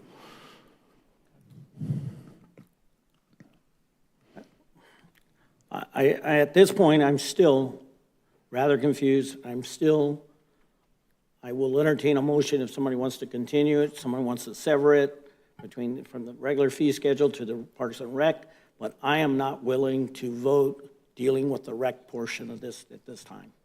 But that's why there's four of us up here, and we can. I'm pretty satisfied based on our discussion. I would be okay, if your preference is to put that off or to bifurcate it, that's fine with me too. But personally, I'm satisfied that nothing that we do tonight, whether it's approve this or kick it down the road, nothing's going to change that fee in particular. If I may, because I think the issue for the council is the impact that's happening to a group because of whatever transition is occurring. And I'm sure it's not just one group. I'm sure there's other people that might be involved in this. I don't know. We got 22 different groups or something like that. Mr. Mayor, though, I think we had discussed a few minutes ago about having staff have some discretion about how to implement those. Would that satisfy your concerns? Since there may not be a one-size-fit-all scenario that we can dream up, but if we allow staff to have that discretion, then they might be able to. And that's what I was going to ask. If the council does approve this, I would ask that staff review the situation of what's occurring to ascertain whether there's a failure or weakness on the city's part, and if so, not to penalize the groups for it through the fees. And I'm sure the staff will do that. Jay, Yes, definitely. At me. Before we get to that, I do have a question about a proposed fee that is actually a proposed fee. It's the game and ride tickets. So I see here that the current rate is $1 per ticket, and then the proposed rate is $5 per ticket, which is $4 more. What's the ticket? What does the ticket get, and is this a feasible rate increase? Is this for the holiday extravaganza? I am assuming so. It doesn't actually say, but it's under Parks and Rec. Yeah, it's for multiple rides that occur at Is it the. like one ticket gets you into one ride, or is it like one ride is 4 tickets? I know, I'm a mom, so I think about these things. Can you repeat what you just said? You just threw me for a loop on that one. A ticket, you go to the bouncy house. Is it one ticket, or is that bouncy house 4 tickets to go on? It's Type of deal. usually you're paying, so we have two things. In the past, we used to have, you buy a ticket, you get on a ride. Certain things require a certain amount of tickets. We also have a thing where you could buy a wristband, and that would pay for the entire thing, everything. Yeah. So if you buy the wristband, you get to go on anything. It would exclude, which we don't have anymore, which was the skate rink. Right. So it would include everything. My ankles still haven't recovered from the skate rink. I tried my best. We don't have a skate rink. No. I know, it's been that long. Yeah. Yeah. I would be a little more in favor of, and there is an increase here for the game and ride pass. I'm assuming that's the wristband. So that's at $11, proposed to go to $15. I would almost be more in favor of the wristband costing more and people having the ability to go to different rides, multiple times rather than doing tickets. I would assume somebody as a parent coming and buying 1 ticket, 4 tickets, 5 tickets, they're doing that maybe because they can't get the wristband. So I think there's like an overall theme tonight of trying to remove barriers, and I don't want that to be a barrier for people going to the holiday event and trying to have a nice time. Yes. If I may, ask Jay to talk about what the fees are for that wristband that's unlimited versus how does that play into what a per ride type of cost would be? So we have multiple rides at the holiday extravaganza. We have a giant slide. We have, well, the snow, we don't charge for the snow. We might have rock climbing. We might have multiple games. We have a train. So what we did was incorporate, if you want to ride on all these things and do all these things, you can pay, at the time it was $11 to ride all these things. Now we've increased it, or asking to increase it to 15, because everything has gone up in price as far as, and we do not recoup back what we pay out for those things, but we're trying to make it and be competitive with other cities and other things. So that's why the increase occurred from 11 to 15. I'd pay more than $15 for a wristband for my kids to go and have a blast for an hour, you know? I would definitely pay more than 15. I just think that the increase in per ticket could be a barrier for some people, so makes me a little uneasy. All right. Any further questions? Any further comments? I'll entertain a motion. Do you still have a desire to postpone the discussion due to the Parks and Rec aspect? Let me see if I can answer that clearly.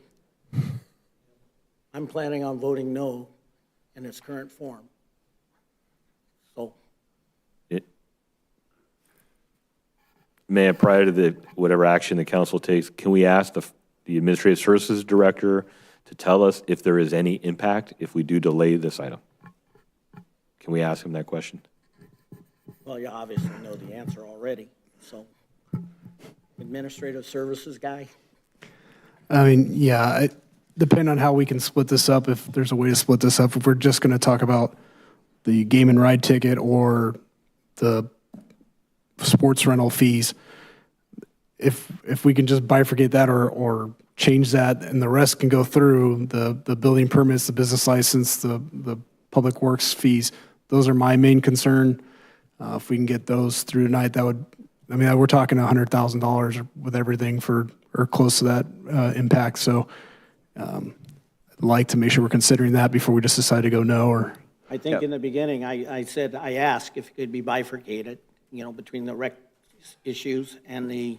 Yeah, if the council wanted to, we could adopt everything tonight except for the field, all the field rental fees. I think those are the ones that are of concern.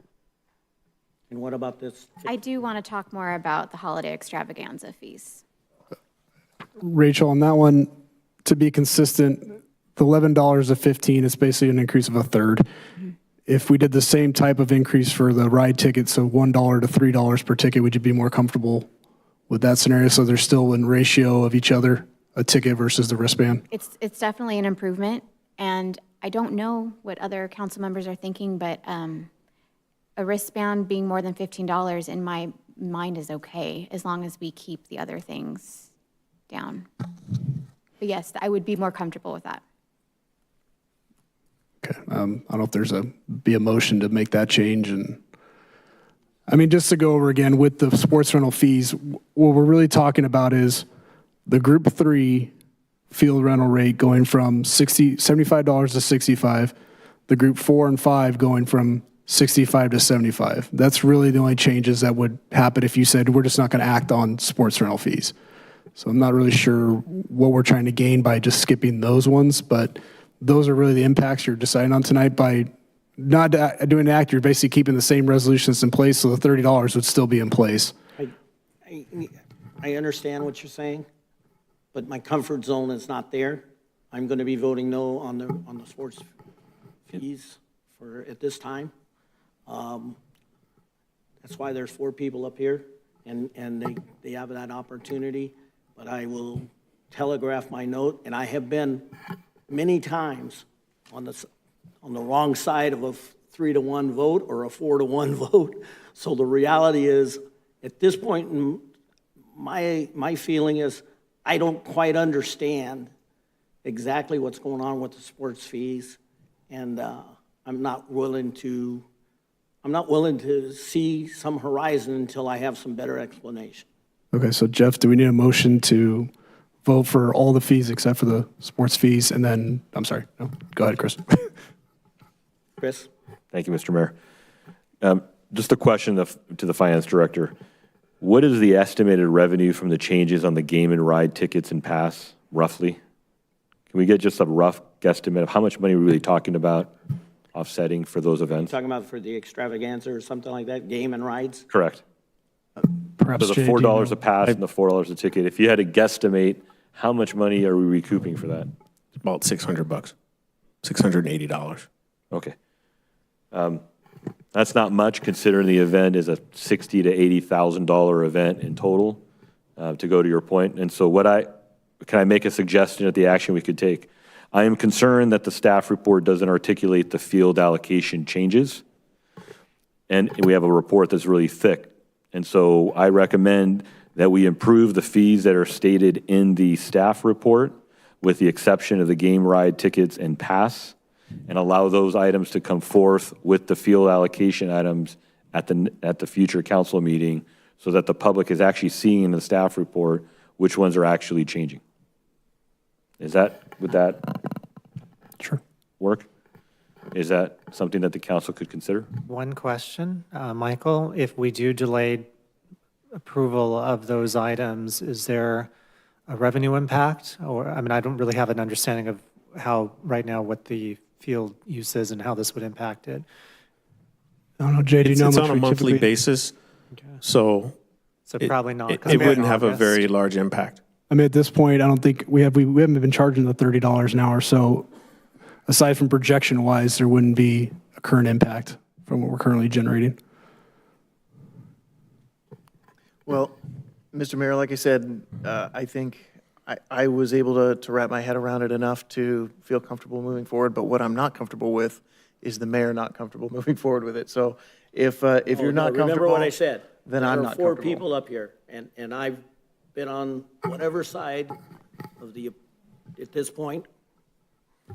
If you got a motion, go for it. So as we just outlined, I'm okay moving forward, bifurcating the field use allocation fees and the game and ride tickets for the holiday extravaganza, and making a motion for everything else that's included in the resolution. Would you like me to articulate a proposed motion and see if that captures what you're looking for? Yeah, there's a lot there, so.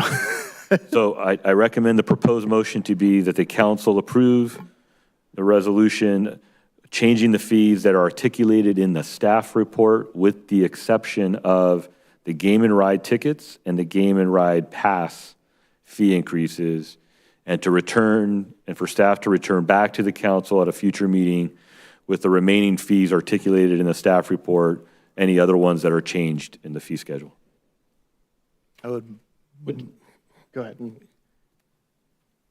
Would the proper vehicle, or a vehicle to get to this conversation, is a study session where the Parks Recreation talks to us about the fee schedules as far as the fields are, the field allocations? Or do we propose to come back and just go back and forth like we just did? It depends what the consideration and outcome is that you want. Staff have proposed changes to the fees based on the cost of service, so we cannot charge more than the cost of service. And so what they're doing is trying to reduce the taxpayer subsidy for these activities. And so if there's a grander conversation about the policy of how we charge the fees and whatnot, we already established that in a future meeting, we will be having a study session on the entire field allocation manual, which could include the costs and how we charge a group 3 versus a group 4. So you're going to have that conversation. I think right now what I hear from the finance director is the concern is you have fees that offset city costs. That's more of a general, that could be a general benefit. And other ones like the development fees, where developers are doing their projects and not paying the cost for these inspections. That is the bigger deal. These fees we're talking about that are listed in the staff report is less than $1,000 of additional revenue. So it's not that, it is not going to break the bank if we delay it. I think we just need to be very clean on the action we take. So we approve the ones that anybody who read the staff report knows, all of them minus those two. And then staff comes back with the remaining ones as they did this time, articulating those fees. And then when we have the conversation on the field allocation process, we talk about not just fees, we talk about the categories, who falls into what category, why, have the teams be able to speak to the impacts that it could have on their allocation of ball fields, and just have that grander conversation. I would move approval of the resolution 2024-60 with the modifications as outlined by the city manager. Do I have a second? Second. Any further discussion? All in favor? Aye. Aye. All opposed? Hearing none, motion carries 4-0. How long, when do you think we might be back with this field allocations? Or are they? We'd initially planned to do it in October, but if council wishes to meet sooner than that, we can. No, October's fine. Or at least I think October's fine. Anybody else got you? Jay, thank you. Thank you.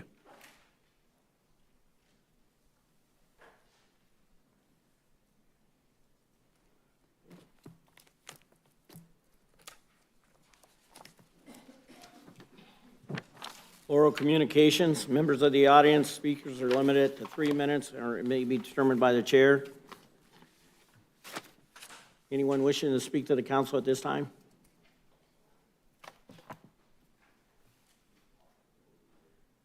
Appreciate you guys indulging me for, let me finish my stuff. Excuse me.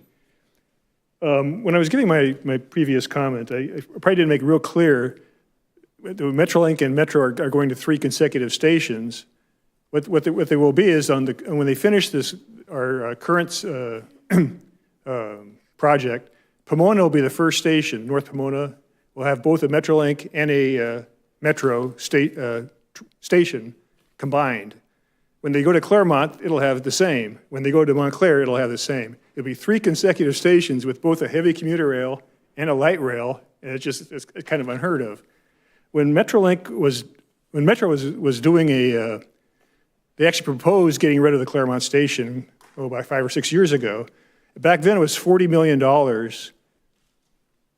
to build the Metrolink station, have both of them in Claremont.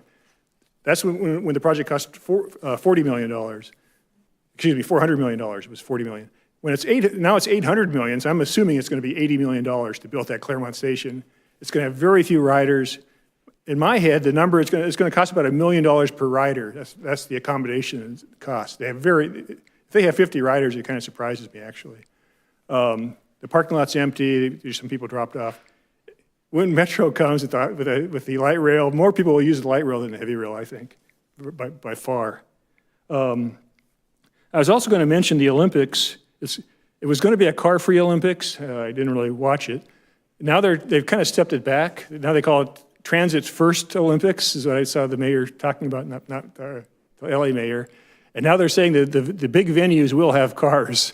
So it's kind of like they're kind of stepping back. I don't know how far they're going to go and what they're going to do. But they're going to rent 3,000 additional buses. So it's going to be kind of a weird, I don't know how many people want to ride a bus. I think they prefer cars, but we'll see what happens. It's not a deal. I was also going to mention that they put a tap to exit. It's a safety mechanism for the light rail. When you get off, it's only being used in one station right now, which is the North Hollywood station. It went into effect May 28th. They used it for about a month. They had 25,000 people they caught without fares in that 1 month at one station. It's about 1,000 people a day is what they caught. A tap to exit program means you take your tap card when you get off the train. To exit the station, you have to provide your tap card.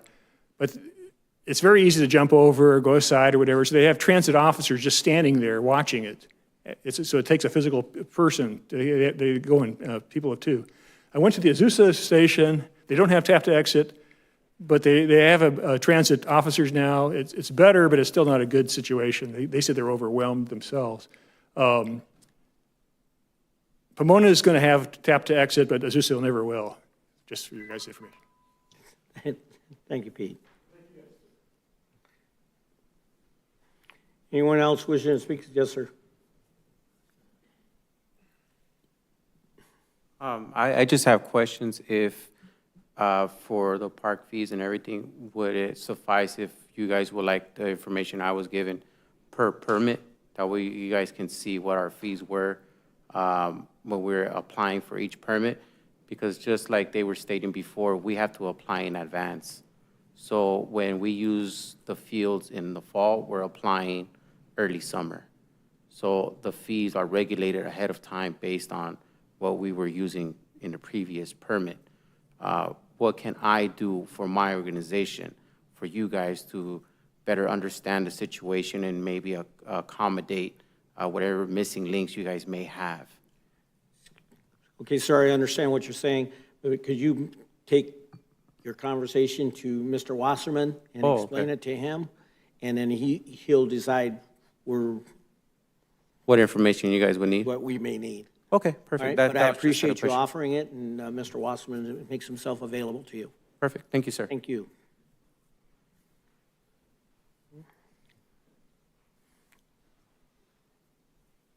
Anyone else wishing to speak to the council at this time?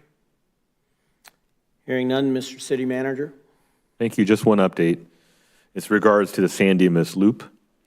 The city filed for Federal Emergency Management Agency, FEMA, funding to support the reconstruction of the San Dimas Loop segment that was impacted by the February 2023 storms.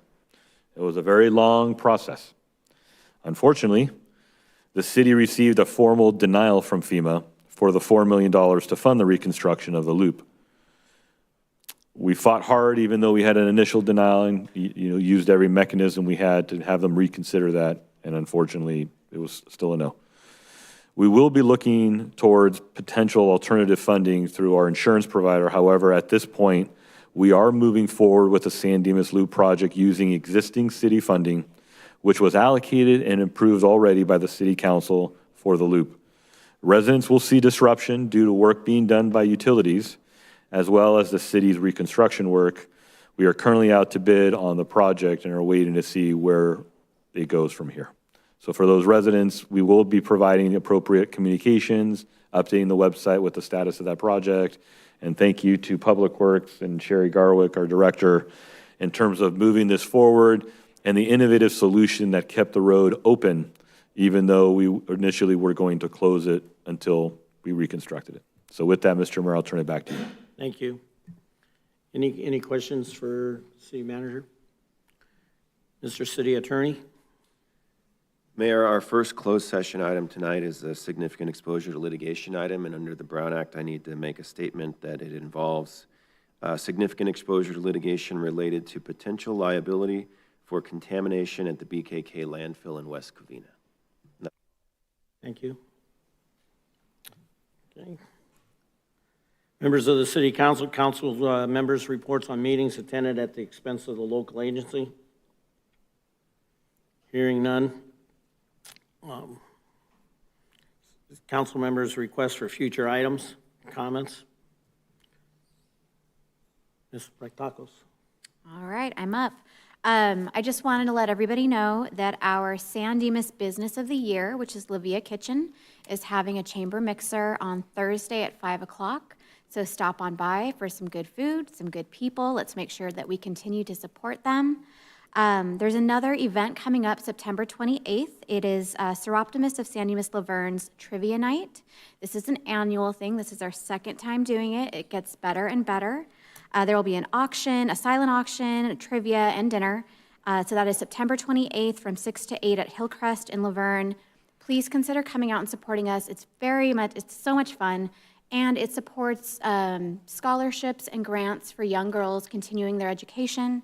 It supports mentoring opportunities where we go to our local schools and we mentor young women into setting goals. And we also support our Bonita children by getting them school clothes and backpacks. So come out, your money will do a wonderful thing and you'll have a great time. If you need any more information on that, let me know. And last but not least, school starts on Monday. So thank you to all of our teachers for coming back for another year. I hope our students and our parents have a great year, and just be mindful on those mornings and afternoons. More cars will be out, buses will be out, so just be extra cautious for these next few weeks as us parents are getting used to dropping our kids off again. Mr. Weber.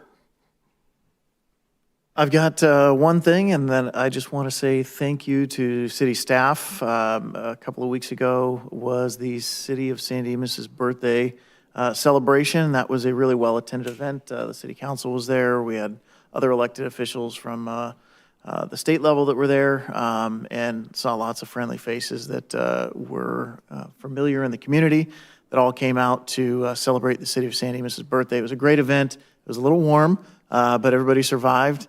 And it was really well attended. So I wanted to say thank you to staff and all of our community partners that helped make that happen. And I did want to plant one seed, and that's that I got a few suggestions that maybe we think about bringing back the barbecue aspect of the birthday celebration. So I'm just going to plant that seed, and maybe over the next little bit, we can pour some water on that and see what happens. But that is it. Thank you, everybody, for all the hard work that went into that. Mr. Nakano. Well, there's no need to hope that there will be water on the seed, because I'm going to add that, or request that we add that to the agenda. So my request is that we bring forward to discuss at our next meeting, Music in the Park, the city birthday, the 5K, along with the holiday extravaganza, to discuss the event date, the content of the event, whether it makes sense to combine them, and anything else that may involve a location, and anything else that may impact these events. So with that, I would love to have a second. I know that there seems to be interest independently from this Second group, that.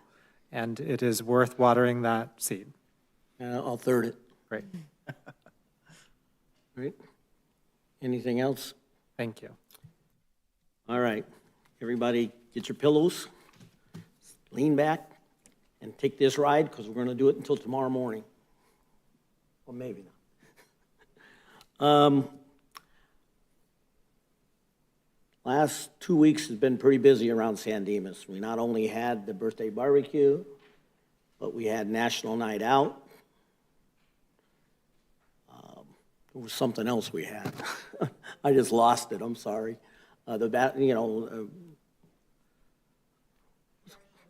What? Help me. A car show. That was what I wanted to say. Sorry. The car show was the Sheriff's Boosters Car Show, which I believe was a huge success. They had over 150 cars there. With the exception of the heat, people had just a great time. They stayed there the whole morning and afternoon. And I thought the Booster Committee, under the tutelage of Mike,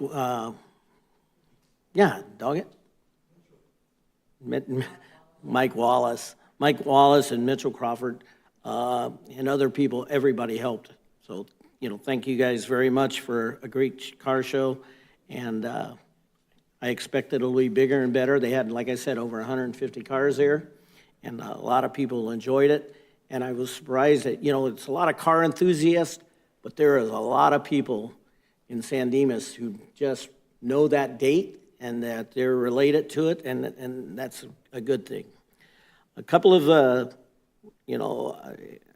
most of us go at one time or another to Applebee's. Applebee's just went through a remodel. They were closed for 4 days. I'm not sure how many people actually recognize that, but they've remodeled it. I would encourage you to go by there and see the new and improved Applebee's restaurant. And one thing I just wanted to make a comment about is the Chamber of Commerce. What the Chamber of Commerce is doing with Sylvia Melendez at the helm as the CEO is pretty phenomenal. Just sit back and think about how many ribbon cuttings have gone on in this last year. It's not just one or two here or there, but it appears that the Chamber is reaching out to all the new businesses and even to a lot of the businesses that are still around that have did some remodeling and things like that.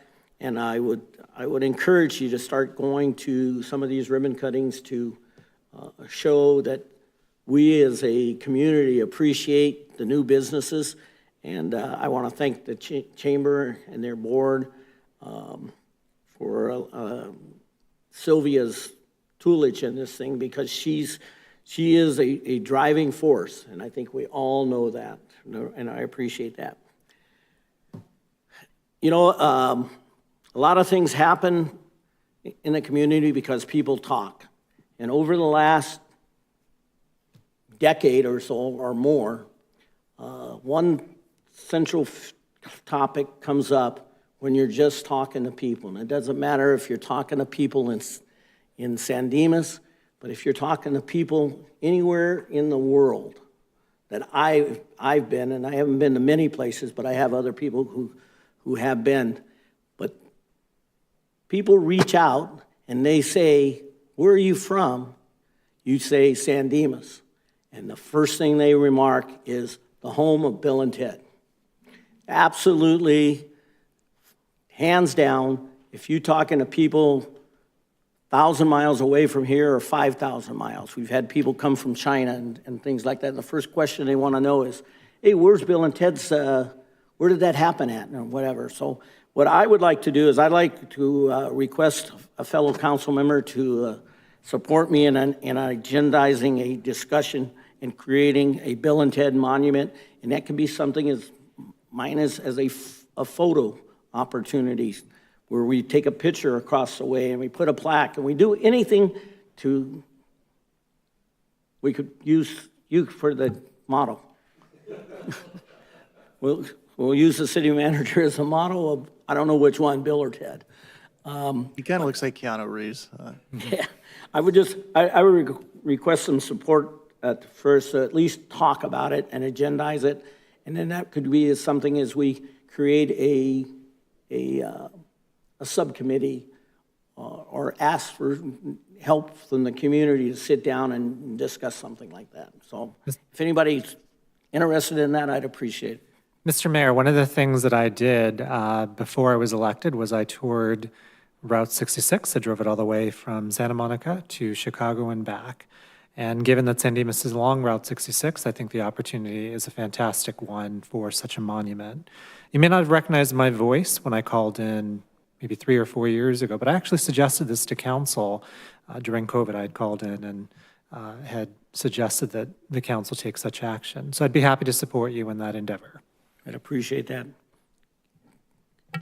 Anyone You're have looking any for a objection? third. I got a third for you. I think, you know, as a council, we deal with a lot of things, the nitty-gritty, the fees and zoning and all this, but a part of the job is also to provide a little bit of fun, you know, when we can, an opportunity for people to smile, for people to come and check something out. So I am very much interested in learning more about this concept. Super.